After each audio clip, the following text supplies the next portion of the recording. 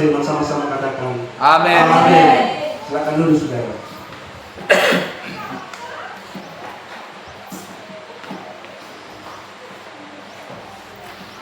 Haleluya.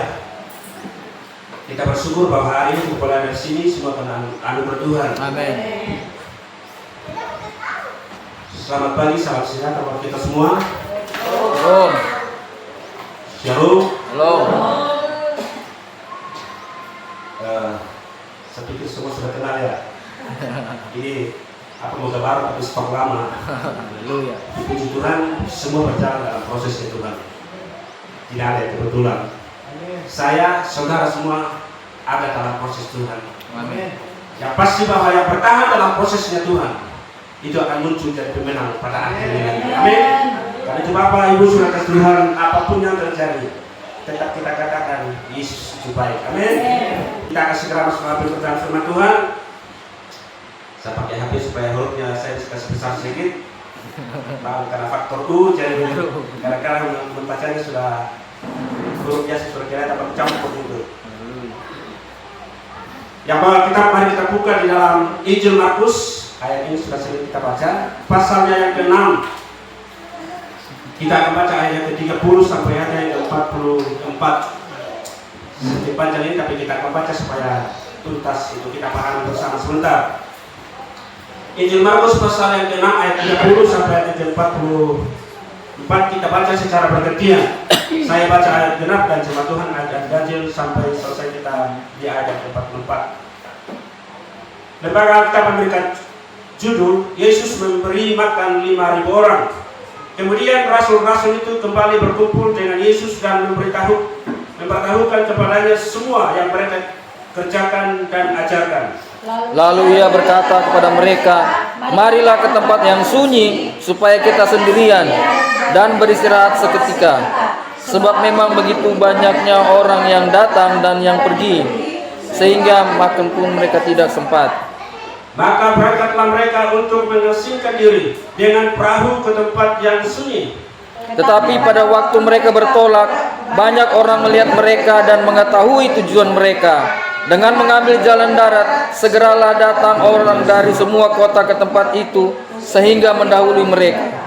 Ketika Yesus mendarat, ia melihat sejumlah besar orang banyak, maka tergeraklah hatinya oleh belas kasihan kepada mereka, karena mereka seperti domba yang tidak mempunyai gembala. Lalu mulailah ia mengajarkan banyak hal kepada mereka.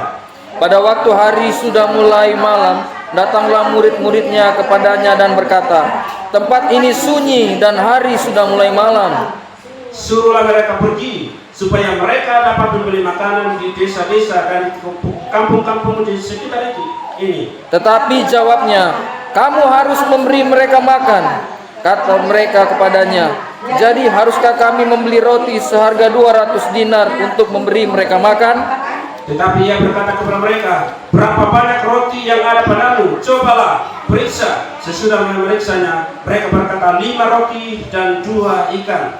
Lalu ia menyuruh orang-orang itu supaya mereka semua duduk berkelompok-kelompok di atas rumput hijau. Maka duduklah mereka berkelompok-kelompok, ada yang 100, ada yang 50 orang. Dan setelah ia mengambil 5 roti dan 2 ikan itu, ia menengadah ke langit dan mengucap berkat, lalu memecah-mecahkan roti itu dan memberikannya kepada murid-muridnya supaya dibagi-bagikan kepada orang-orang itu. Begitu juga 2 ikan itu dibagi-bagikannya kepada semua mereka. Dan mereka semuanya makan sampai kenyang. Kemudian orang mengumpulkan potongan-potongan roti 12 bakul penuh, selain daripada sisa-sisa ikan. Yang ikut makan roti itu ada 5.000 orang laki-laki. Amin. Silakan duduk Bapak Ibu Saudara yang kasih Tuhan. Firman ini sudah menjadi materi yang sangat enak diceritakan untuk sekolah minggu tentang 5 roti dan 2 ikan. Tapi saya percaya bahwa kalau kita belajar firman hari ini, ada hal-hal yang Tuhan akan ungkapkan bagi kita semua dari kebenaran ini. Saya memberi judul dari khotbah ini bahwa tak pernah kecewa mengikut Yesus. Amin. Tak pernah kecewa mengikut Yesus. Bapak Ibu Saudara yang kasih oleh Tuhan, Kalau kita berangkat dari pemberitaan firman ini yang dilakukan oleh murid-murid Yesus bersama dengan Yesus pada saat itu,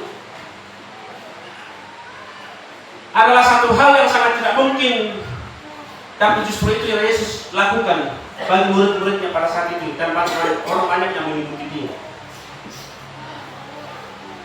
Ada 3 hal yang kita perlu pahami ada 4 hal yang kita perlu pahami dalam hidup kita sebagai orang percaya, sehingga kita tidak menjadi orang yang kecewa kalau mengikut Tuhan. Nah, keempat hal itu semua ada di dalam ayat ini. Yang pertama, supaya saudara dan saya tidak kecewa dengan Yesus ketika kita datang kepada Dia, hiduplah dalam persekutuan dengan Tuhan. Amin. Hal yang pertama yang mutlak dan harus kita miliki sebagai orang percaya, kita tidak boleh lepas dari Tuhan. Kita harus ada persekutuan yang erat dengan Tuhan. Amin. Apapun alasannya, karena Tuhan adalah sumber kehidupan buat saudara dan saya. Ketika kita terputus dengan sumber kehidupan itu, maka hidup kita pada akhirnya akan mati. Seperti dijelaskan dalam Yohanes 15 tentang pokok anggur yang benar. Selama ranting-ranting itu melekat pada pokok anggur, dan ranting-ranting itu juga harus dibersihkan, dia bisa berbuah banyak. Bahkan firman Tuhan menjelaskan bahwa yang sudah berbuah pun dibersihkan supaya tambah banyak buahnya. Ini berbicara tentang proses Tuhan. Kalau kita mau dibersihkan oleh Tuhan, kalau kita mau diproses Tuhan, kita bertahan dalam pembentukan Tuhan, maka saudara dan saya akan menghasilkan buah-buah kebenaran untuk hormat dan kemuliaan nama Tuhan. Tidak usah kita berpikir terlalu jauh tentang bagaimana memberi buah, tapi kita mau paham dalam kita bahwa hal yang pertama supaya kita tidak menjadi kecewa dengan Tuhan, kita harus punya persekutuan yang erat dengan Tuhan. Selalu saya bilang bahwa banyak orang selalu berkata, yang penting hubungan saya dengan Tuhan beres, yang lain itu terserah. Tidak seperti itu, saudara. Saling memberikan gambaran yang sangat jelas buat saudara dan saya bahwa yang vertikal itu hubungan antara saudara dengan Tuhan, yang horizontal adalah hubungan antara sesama dengan sesama. Itu tidak bisa diabaikan salah satunya. Saudara bisa dikenal baik oleh semua orang, itu baik. Tapi kalau saudara tidak menjalin hubungan dengan Tuhan, itu nol besarnya kepada Tuhan. Dan sebaliknya saudara akrab dengan Tuhan, mungkin doanya lancar, puasanya lancar, tapi saudara mengabaikan orang-orang di sekitar kita. Kita simpan dendam, kita simpan kebencian, semuanya akan jadi nol. Karena 2 faktor ini selalu harus ada dalam hidup kita sebagai orang yang punya hubungan yang erat dengan Tuhan. Amin. Memahami firman itu tidak terlalu sulit. Kita pikirkan yang bisa kita campur dengan pikiran kita sadar. Sederhana, saudara.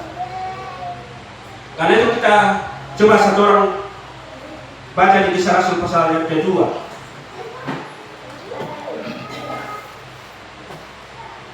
Kisah Rasul pasal yang kedua ayat 42. Dan dulu Kisah Rasul 42. Bentar, saya lihat dulu. Kisah Rasul 2 ayat 42. Sorry. Kalau ada yang bisa baca, silakan. Firman Tuhan, mereka bertekun dalam pengajaran rasul-rasul dan dalam persekutuan, dan mereka selalu berkumpul untuk memecahkan roti dan berdoa. Ya, puji Tuhan. Ini dikatakan bahwa mereka bertekun dalam pengajaran rasul-rasul dan dalam persekutuan, dan mereka selalu berkumpul untuk memecahkan roti dan berdoa. Kalau orang selalu berkumpul, itu artinya ada damai, ada persekutuan. Kalau orang yang tidak bersekutu, mustahil untuk berkumpul dengan orang itu. Kalaupun dia paksakan diri berkumpul seolah-olah bersekutu, mungkin dulunya miring-miring. Ketawanya cuma sebelah bibir, tidak full. Kenapa? Karena kita hidup dalam persekutuan. Nah, Tuhan mau supaya kita bebas, kita merdeka. Karena kebenaran itu memerdekakan saudara dan saya. Amin. Kita tidak bisa memerdekakan diri kita sendiri, tapi kalau kebenaran yang sanggup memerdekakan kita, kalau kita punya hubungan yang erat dengan Tuhan, itu yang kita perlu pahami dalam hidup ini. Kita baca ayat yang ke-30 dari Markus pasal 6 tadi, ayat 30 dan 32 katakan demikian.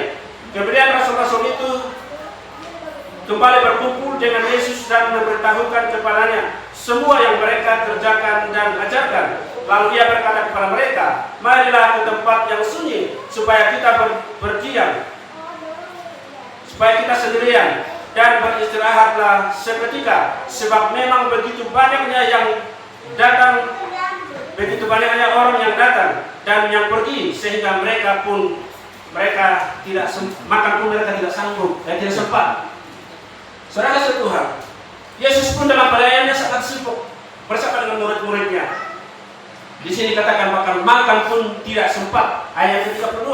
Maka berangkatlah mereka untuk mengasingkan diri dengan perahu ke tempat yang jauh. Mereka mencoba memisahkan diri dari orang banyak dan mereka mau mengambil langkah di berlayar ke sebelah. Supaya karena mereka sudah lelah, mereka butuh istirahat. Saudara dan saya pun dalam menjalani hidup ini, terkadang kita merasa tidak mampu. Kalau orang Nabi merasa bilang, sudah kita mau menyerah saja, pasrah, lewat orang bilang. Tapi tidak seperti orang-orang yang mau mencapai kemenangan. Dia harus tetap setia, dia harus tetap mencari komunikasi yang baik dengan Tuhan, harus punya persekutuan yang erat bersama dengan Tuhan. Coba kita baca di dalam Kisah Rasul pasal yang ke-5 ayat 12.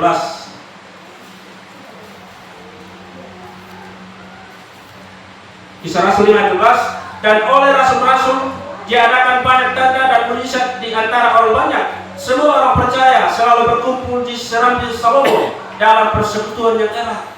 Jadi mereka selalu ada persekutuan yang erat, karena mereka adalah orang-orang punya persekutuan yang baik dengan Tuhan.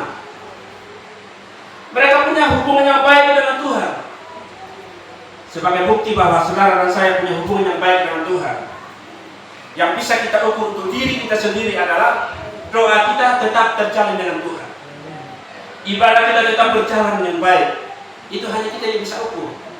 Tetapi yang orang ukur dari luar bahwa saudara dan saya adalah orang yang bersekutu dengan Tuhan, akan nampak di karakter kita, akan nampak dalam perbuatan kita, akan nampak dalam cara hidup kita. Sebagai contoh, kemarin atas seizin Tuhan kami berangkat ke Jakarta. Dari hari Rabu subuh ke pagi kami berangkat, dan kemarin hari Sabtu subuh kami pulang. Di Jakarta kami kemana-mana dengan pimpinan, dengan teman-teman. Dan hari ketiga kalau tidak salah bilang, ayo kita pergi ke sana. Saya ikut karena dia pimpinan tuh. Sampai di satu tempat, masih ada tempat-tempat ini orang tempat makan-makan dan lain sebagainya.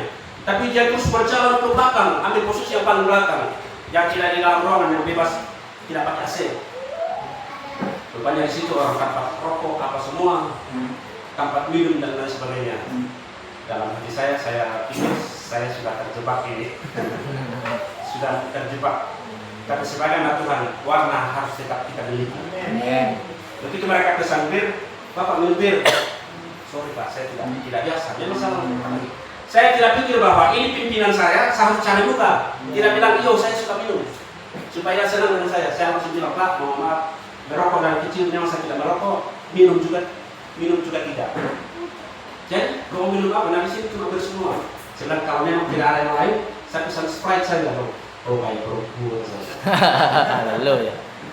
bisa bayangkan di antara teman-teman pejabat-pejabat yang lain, botol ada Sprite satu. Jadi kalau seperti itu bagaimana saudara?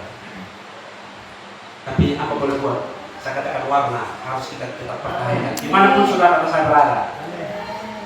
Apapun alasannya, warna harus tetap kita miliki dalam hidup kita.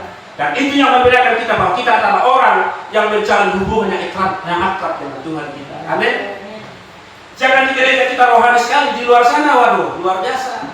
Kadang-kadang orang bingung, itu yang singa selancar. Kenapa solo di situ orang bingung? Kenapa? Karena warna itu tidak jelas dalam kita jadi abu-abu.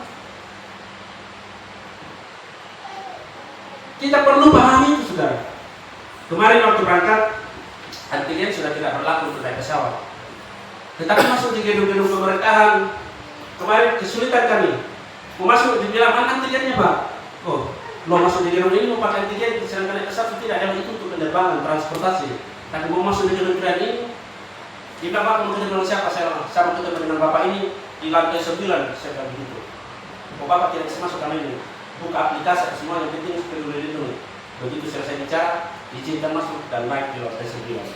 Ketemu ini selesai bicara, urusan kita, akhirnya urusan itu selesai. Mau masuk di gedung saja punya persyaratan, saudara. Harus di-scan dulu. muncul aplikasi foto di situ, baru bisa masuk ke dalam. Mau masuk surga apa lagi saudara? Mungkin tidak pakai scan, tapi gambaran hidup saudara dan saya dari hari ke hari itu menunjukkan scan buat saudara untuk bisa masuk surga. Amin. Amin. Tidak terlalu sulit, tidak pakai aplikasi, itu memang langsung. Nah, itu harus kita kerjakan dari hari ini. Kita harus menjalin hubungan yang akrab dengan Tuhan kita. Sekali lagi saya katakan bahwa kita akrab dengan semua orang, itu baik. Tapi kalau hubungan kita dengan Tuhan rusak, itu tidak ada gunanya.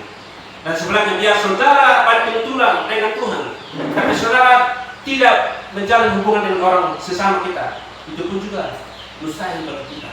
Karena itu mari kita perbaiki apa yang kita harus perbaiki, supaya kita bisa menjadi orang-orang yang bercerita tentang surga, dan kita adalah orang-orang benar yang bisa masuk surga yang kita cerita tadi. Amin.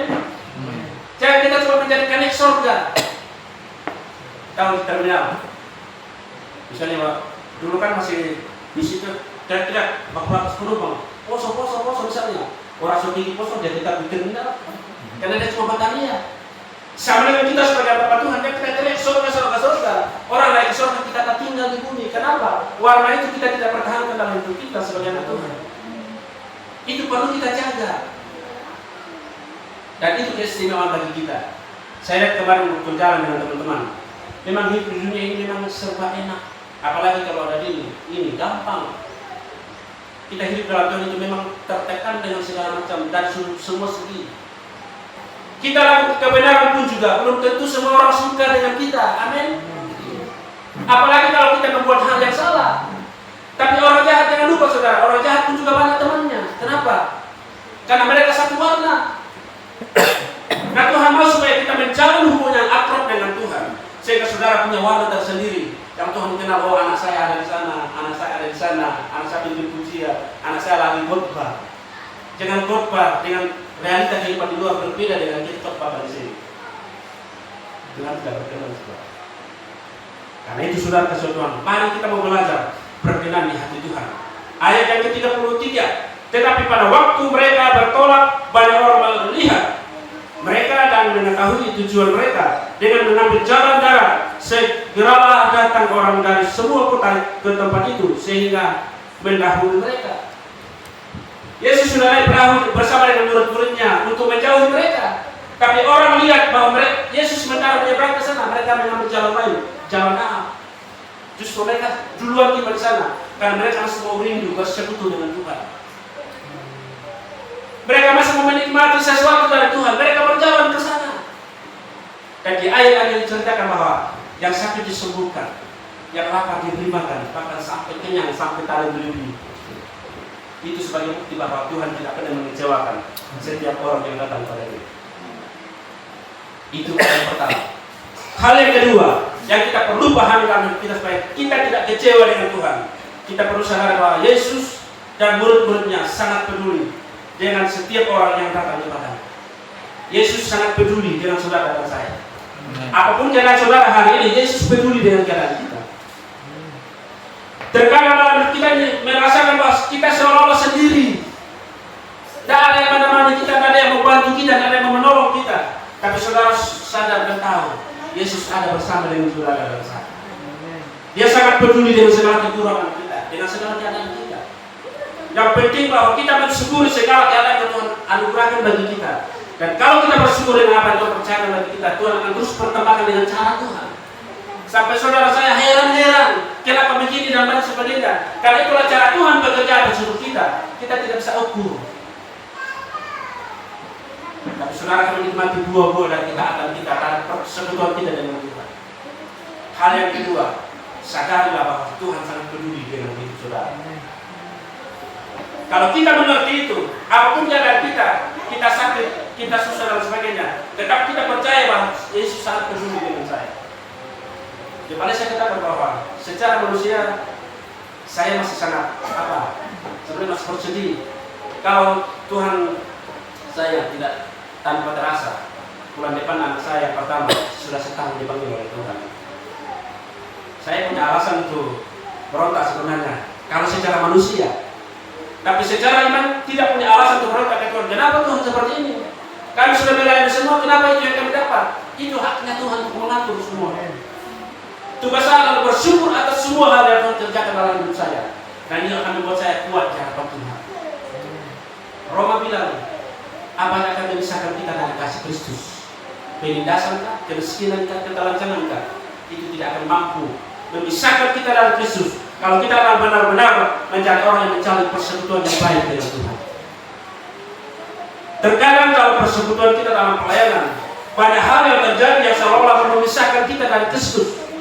Tapi bagi setiap orang yang paham tentang rencana Tuhan dan tidak kecewa dengan Tuhan, dia harus paham itu. Pertama, dia harus menjalin hubungan yang baik dengan Tuhan, karena Tuhan yang akan membela dalam setiap persoalan yang kita hadapi. Jadi kita sadar bahwa Yesus ada bersama dengan kita, dia peduli dengan kita. Ayat yang ke-34 dari pembacaan kita tadi katakan begini: ketika Yesus mendarat, ia melihat sejumlah besar orang banyak, maka tergeraklah hatinya oleh belas kasihan kepada mereka, karena mereka seperti domba yang tidak mempunyai gembala. Lalu mulailah ia mengajarkan banyak hal kepada mereka. Ketika sampai ke seberang, Yesus melihat banyak orang. Tergeraklah Yesus dengan belas kasihan, dan dia melayani orang-orang itu dan mengajarkan banyak hal kepada mereka. Saudara, kalau datang kepada Tuhan, itu nanti Tuhan tidak akan membiarkan kita. Tuhan akan mengajarkan banyak hal dalam hidup kita. Amin. Kalau kita mendatang sepenuhnya kepada Tuhan. Ayat 35. Pada waktu hari sudah mulai malam, datanglah murid-muridnya kepadanya dan berkata, tempat ini sunyi dan hari sudah mulai malam. Suruhlah mereka pergi supaya mereka dapat membeli makanan di desa-desa dan di kampung-kampung di sekitar ini. Itu cara berpikir murid Yesus, berbeda dengan cara berpikirnya Yesus. Tidak salah juga murid berpikir seperti itu. Ini orang banyak, sudah sore, sudah mau malam. Suruhlah mereka pulang supaya masih bisa mereka memberi makan di jalan. Itu sangat logis dan manusiawi. Tapi Tuhan tidak mau supaya orang yang datang ini pulang dengan lapar. Amin. Yesus tidak mau kalau orang ini pulang dengan kecewa. Lalu Yesus jawab di ayat 37, tetapi jawabnya, kamu harus memberi mereka makan. Kata mereka kepadanya, jadi haruskah kami membeli roti seharga 200 dinar untuk memberi mereka makan? Jadi logika mereka berjalan. Yesus bilang, kamu harus memberi mereka makan. Dari jumlah 5.000 laki-laki dan perempuan dengan anak-anak, tidak tahu berapa banyaknya. Lalu murid Yesus katakan begini, haruskah kami membeli roti dengan harga 200 dinar? 200 dinar itu, saudara, banyak saya hitung-hitung, saya catat-catat sini. Kalau 200 dinar dikatakan bahwa kalau kitab itu 1 hari upah buruh. Iya, Pak Alex. Upah tukang sekarang berapa, Pak Alex? 1 hari 150 ya. Nah, kalau 1 hari upah buruh 150.000 dikali 200 dinar berarti 30 juta. Murid Yesus berpikir, kalau mereka harus makan, dari mana kita ambil uang 30 juta seandainya keadaan sekarang mau beli roti untuk orang banyak ini. Tapi Yesus katakan, mereka harus makan baru pulang. Yesus memberikan tanggung jawab buat saudara dan saya untuk memberi orang makan yang ada di sekitar kita. Bukan makan secara jasmani. Jangan saudara pikir bagaimana kita beda bro. Beras juga tinggal 1 coba, mau kasih makan orang 1 kampung ini, bukan itu. Tapi berikan mereka makanan kebenaran dalam hidup saudara dan saya. Amin. Amin.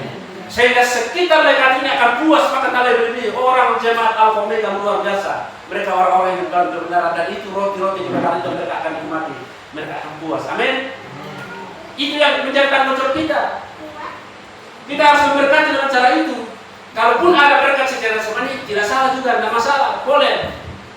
Tapi yang terpenting, hiduplah benar di tengah-tengah kampung ini, supaya di kampung ini nama Tuhan dipuji kata berdoa. Amin. Nah, itu menjadi doa kita sejak kita rintis pertama pada di sini. Kita selalu berdoa dari atas sampai di bawah, dari bawah sampai ke atas, terserah. Kalau mau berdoa mulai dari bawah ke atas tidak masalah, dari atas ke bawah tidak masalah. Yang penting saudara berdoa, tapi bukan cuma berdoa, tapi berusaha memberikan buah pertobatan di tempat ini. Amin. Amin. Supaya nama Tuhan dipuji dipermuliakan. Itu yang kita perlu pahami, bahwa Yesus sangat peduli dengan keadaan saudara dan saya. Asal kita mendapatkan sungguh-sungguh. Itu yang kita harus pahami dalam kehidupan kita. Selain kasih Tuhan, Hal yang ketiga, saya tidak tahu panjang sekali, kalau suka-suka ternyata panjang sekali, tapi ya waktu. Hal yang ketiga yang kita perlu paham dalam hidup ini supaya jangan kita kecewa dengan Tuhan, bahwa Yesus sanggup memberkati yang sedikit pada kita menjadi cukup. Yesus sanggup memberkati yang sedikit pada kita menjadi cukup. Ini iman yang harus bermain di situ, saudara. Kalau akal yang bermain di situ, wah, masa bisa begitu? 5 roti 2 ikan. Terus teman-teman bagugara waktu kita masuk dulu, barangkali ikan paus tuh. Haleluya. Kalau cuma ikan katongo mana mungkin? Ikan paus tuh. Ikan paus pun pasar tuh. Jadi kalau itu mungkin. Tapi Tuhan tidak bilang ikan paus. Jadi kata-kata firman ini. Firman Tuhan hanya bilang 2 ikan. Tapi ikan yang maksudnya ikan yang normal sebagai lauk pauk seperti itu. Kalau sudah bukan ikan paus, sudah nanti penjara. Karena itu dulu. Dan Tuhan sanggup berkat yang sedikit pada kita menjadi cukup. Ayat yang ke-38. Tetapi ia berkata kepada mereka, berapa banyak roti yang ada padamu? Cobalah periksa. Sesudah memeriksanya, mereka berkata 5 roti dan 2 ikan. Mereka periksa bekal yang ada pada mereka. Mereka lapor ke Yesus, ada 5 roti dan 2 ikan. Ini juga ada makna kejujuran di sini. Murid tidak bilang, kita kan 12 orang ini, kasih tinggal 1, lapor saja 4 roti ke Yesus, nanti yang 1 untuk orang. Kejujuran sangat dibutuhkan dalam segala hal. Amin. Amin. Kalau 1 bilang 1, kalau 2 bilang 2, jangan bilang 1,5 padahal 2. Setengah mana kan? Tuhan minta kita jujur, supaya Tuhan sanggup memberkati sedikit pada kita menjadi cukup dalam hidup ini. Amin. Selalu saya bilang bahwa saya tetap bekerja. Pernah pimpinan bilang tulisan saya, kalau kau kerja begitu, lebih baik kau jadi pendeta saja. Karena kadang kalau bekerja harus main apa? Belok-belok sedikit supaya barangkali bisa kita sisip sedikit. Dia bilang saya sengaja tempatkan kau sebagai pemimpin kegiatan, mengelola keuangan dan sebagainya, supaya kau bisa dapat sedikit. Saya bilang hati nurani saya tentang Pak, jadi seperti itu. Nah kalau begitu kau jadi pendeta saja. Bisa bayangkan begitu Pak. Dan itu yang saya alami. Dan bukan karena saya hidup begini di kantor, kalau saya hidup sampai hari ini bukan. Tapi karena saya menjalin hubungan yang erat dengan Tuhan. Dan saya tahu bahwa Yesus peduli dengan kehidupan saya. Sampai hari ini saya boleh ada semua karena Tuhan. Kita perlu paham itu. Waktu Tuhan sanggup memberkati yang sedikit menjadi cukup untuk kita. Ayat yang ke-9. Lalu ia menyuruh orang-orang itu supaya semua duduk berkelompok-kelompok di atas rumput hijau. Maka duduklah mereka berkelompok-kelompok, ada yang 100, ada yang 50 orang. Yesus katakan kepada murid-muridnya, suruh mereka duduk berkelompok-kelompok di atas rumput itu. Ayat di sini tidak menceritakan bahwa mereka ada yang komplain. Mungkin disuruh duduk, untuk apa duduk? Tidak ada yang membuat komplain seperti itu. Mereka lakukan itu, mereka dengar, mereka taat. Artinya bahwa di dalam ketaatan saudara dan saya, Tuhan akan melakukan sesuatu yang tidak mampu kita lakukan. Di Korintus ada yang 100, ada yang 50. Mereka duduk dengan tertib. Dan saudara tahu, waktu itu mereka tidak pakai mic di depan 5.000 orang itu. Komentar yang bagaimana supaya 5.000 orang ini dengar. Tapi itulah cara Tuhan bekerja. Tidak bisa kita salahkan dengan pikiran kita manusia. Mereka duduk, dan setelah itu roti dipecah-pecahkan. Yesus katakan, diangkat dan mengucap syukur, setelah itu dibagikan. Kalau coba bayangkan kira-kira ukurannya bagaimana itu roti 5 itu, dipecah-pecah kecil seperti apa, sehingga orang bisa cukup. Saya saja di rumah kalau makan nasi, biasanya nasi sudah ditambah dan ubi lebih banyak karena ya malam kami suka daun ubi. Saya kalau di meja ada daun ubi, apalagi tawa-tawa sedikit, saya lebih pilih itu daripada pilih daging. Karena memang kita hidup dari daun-daunan. Saya tidak mau sombong dan menceritakan di luar dari yang saya jalani. Biasa orang makannya apa? Makan ikan topo, tapi dia cerita ikan cakalang besar-besarkan supaya kelihatan hebat. Tidak perlu saudara kelihatan hebat. Yang penting saudara menghasilkan buah kehormatan dunia nama Tuhan. Itu yang perlu kita pahami dalam hidup ini. Yesus lakukan itu, suruh duduk. Dan mereka taat dengar, mereka lakukan itu. Dan Tuhan bekerja sesuai dengan apa yang Tuhan mau. Saya pikir murid-muridnya pun heran, ini Yesus mau bikin apa? Roti 5, ikan 2, ini orang disuruh duduk dan harus makan. Tapi mereka taat saja, mereka lakukan apa yang Tuhan suruh bagi mereka. Dan apa yang terjadi, saudara? Ayat yang 40, maka duduklah mereka berkelompok-kelompok. Ada yang 100, ada yang 50 orang. Dan setelah ia mengambil 5 roti dan 2 ikan itu, ia menengadah ke langit dan mengucap berkat, lalu memecah-mecahkan roti itu dan memberikannya kepada murid-muridnya supaya dibagi-bagikan kepada orang-orang itu. Begitu juga kedua ikan itu dibagi-bagikannya kepada semua mereka. Dia kasih ke muridnya. Setelah Yesus mengucap syukur, dia kasih ke muridnya, bagi ke sana, bagi ke sana. Dan setelah singkat cerita, saudara, mereka makan semua sudah kenyang. Dikumpulkan potong-potongan sisa, masih ada 12 patung. Bukankah ini perkara yang luar biasa? Karena itu saya simpulkan dalam satu kalimat singkat. Yesus sanggup memberkati yang sedikit pada kita menjadi cukup kalau kita taat dengan Dia. Amin. Karena itu jadilah orang-orang yang taat dengan Tuhan. Taat dengan Tuhan, kita hidup dalam kasih. Ibrani 14 ayat 21 terbalik yang selalu bilang, bersalah hidup damai dengan semua orang, kejar kekudusan, karena tanpa kekudusan tidak seorang pun bisa melihat Allah. Saya waktu itu raja kemarin, baru itu juga saya bicara di depan waktu saya berkhotbah. Ini firman Tuhan bilang, berusahalah hidup damai dengan semua orang. Bukan tinggi sampai di situ. Dia lanjutkan dan kejar kekudusan. Karena hidup damai dengan semua orang saja tidak menjadi jaminan buat saudara untuk masuk surga. Amin. Tapi Tuhan mau supaya kita masuk langkah yang selanjutnya itu hidup kudus. Kita harus dibersihkan oleh Tuhan.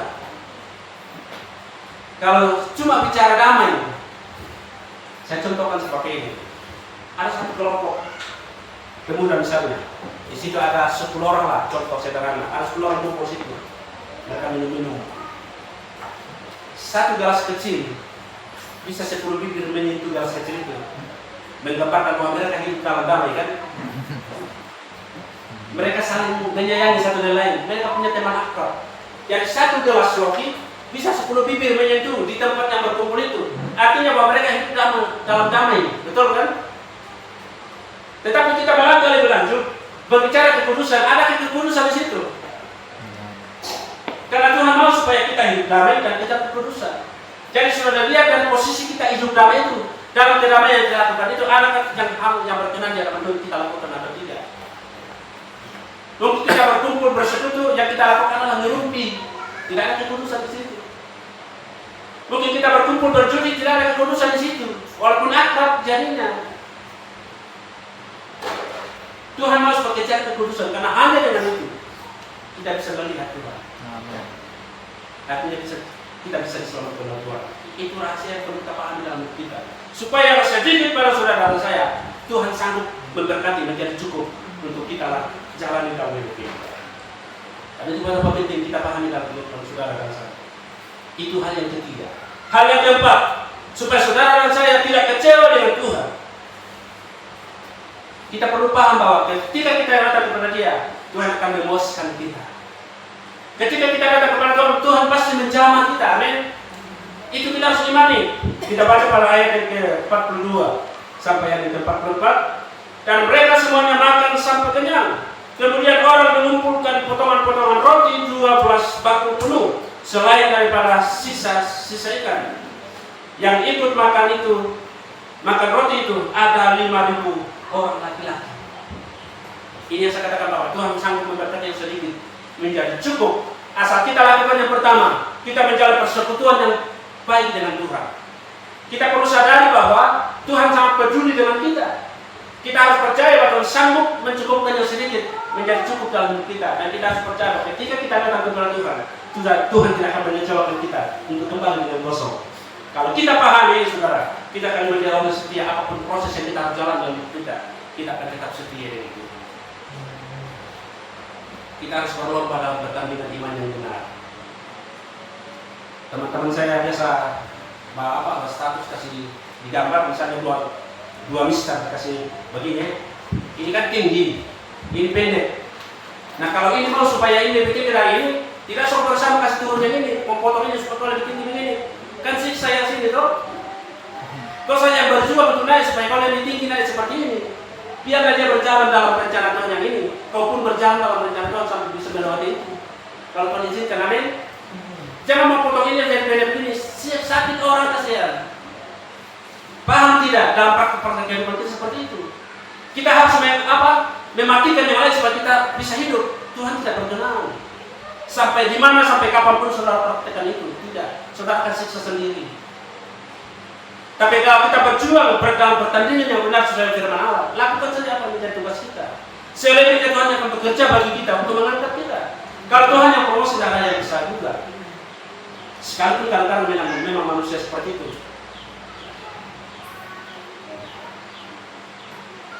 Daud bilang, waktu dia berkejar-kejar dengan Saul, karena Saul sudah ditolak untuk menjadi raja. Yang ini dia mau cemburu dengan Daud. Bagaimana caranya supaya Daud juga bisa dilanjutkan? Tapi itu tidak mampu dia lakukan karena memang Tuhan yang beracara begitu. Nah, mari kita belajar dari firman, kita mentertib dengan firman, kita lakukan ini firman supaya saudara dan saya tidak kecewa pada akhirnya. Selalu saya katakan Matius 16 ya. Matius 7 ayat 21-22. Selalu saya sampaikan ayat ini karena itu sangat mengerikan bagi kita hamba Tuhan. Ketika kita kata pada Tuhan, kalau terdengar suara, aku tidak mengenal engkau. Nyalah ibarat berbuat kejahatan.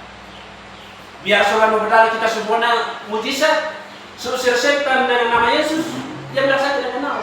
Artinya bahwa ini adalah perkataan bagi orang-orang yang tadinya dipakai Tuhan dengan luar biasa. Tapi karena tidak setia, tidak menjaga hubungan yang baik dengan Tuhan, pada akhirnya Tuhan tolak. Jangan itu terjadi bagi saudara dan saya. Kita saling menopang, kita saling berdoa. Saya secara pribadi minta kepada doa kita semua supaya Tuhan bisa pakai saya dalam banyak hal. Kalau mungkin di KPSD yang ada di Bosultan ini, saya hanya bisa maksimal di bidang administrasi, manajemen dan lain sebagainya. Kalau urusan mimbar saya silakan lalu ini. Kalau ada yang panggil seperti ini saya lakukan. Kalau tidak saya di rumah sambil mendengar. Seperti itu. Itu yang saya lakukan dalam hidup saya. Dan saya aman-aman saja. Kata teman-teman saya, apapun yang terjadi, saya jalani dengan mengucap syukur. Dan semua Tuhan sudah rancangkan bagi kita semua. Di kantor orang panggilan Pak Pendeta dan sebagainya. Pada saya di Toraja begini saudara. Waktu ibadah raya, saya kasih khotbah. Sudah saya selesai khotbah terus pulang. Jalan kaki dari rumah pulang. Ada seorang ibu dia tunggu di kios. Saya lewat di muka jalan. Pak Pendeta, saya mau tanya sedikit dulu. Apa itu? Bapak Pendeta tak? Bilang, kenapa Bapak ibu bertanya seperti itu? Iya, saya cuma tanya Bapak Pendeta kan, saya bilang saya Bapak Pendeta, tapi saya selalu mengerjakan pekerjaan pendeta. Oh begitu. Dia bilang persis pendeta kalian, katanya gaya-gaya. Saya Bapak Pendeta, tapi saya selalu mengerjakan tugas seperti pendeta. Kalau ke depan Tuhan izinkan seperti itu, bisa saya belajar seperti itu saudara. Yang penting kita saling menopang dengan doa dan semuanya berjalan dalam rancangan Tuhan. Sebagai firman Allah yang saya sampaikan hari ini, walaupun penjelasan tidak terlalu maksimal, saya tibakan sampai sini. Kiranya Tuhan Yesus memberkati kita semua. Dan pelayan selanjutnya saya serahkan kepada Bapak Gembala. Tuhan Yesus memberkati dan shalom.